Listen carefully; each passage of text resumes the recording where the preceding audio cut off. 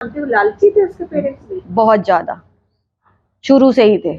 अगर लालची नहीं होते तो कौन, अगर मान लो आपकी लड़की को पकड़ के भाग गई थी, भाग के शादी करी थी, तो अगर जब यहाँ पे मेरठ ले आए, सब कुछ ले आए, तो वो अपने घर लेके जाते ना, क्यों शादी कर दी थी? वो तो चाहते ही थे कि इस घर में शादी हो जाए, शादी कराना ही चाहते थे, उनकी प्लानिंग ही यही थी। अब इस बच्ची को आप अपने साथ रखेंगे? नहीं, हमने अभी ऐसा कुछ नहीं सोचा कि हम रखेंगे या नहीं रखेंगे, पर तो वो वश में करने के लिए कोई तांत्रिक क्रिया भी करती थी क्या उसका? सुनने में तो अभी यही आया है कि जिस घर में वो शुक्ला, क्या नाम था, साहिल शुक्ला, जिस फ्लैट में रहते थे, उसमें तांत्रिक के बहुत सारे सामान मिले हैं, बहुत सारे।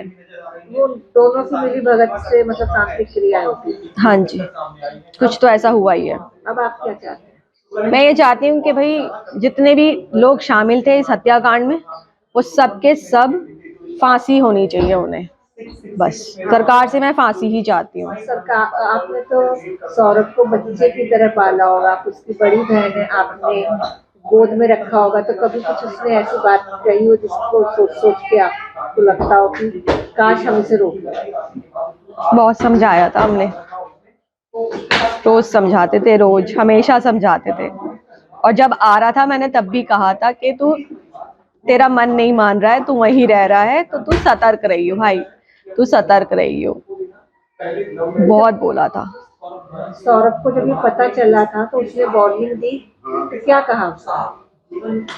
आपको तो धमकी दे के गई थी, शक्ल नहीं देखने देंगे, और तो हमने उस चीज को सीरियसली लिया ही नहीं, क्योंकि हम ऐसे लोग नहीं हैं, हम पढ़े लिखे लोग हैं, और हम इस चीज को इग्नोर कर गए कि ठीक है, बंदा गुस्से में बोल गया होगा, या आप परिस्थिति नहीं समझ सकते, पता नहीं उसकी उस टाइम पे क्या स्थिति थी, किस उसने मोटिव से बोली थी, पर हम ये सोच ही नहीं सकते थे कि ऐसा कुछ हुआ है।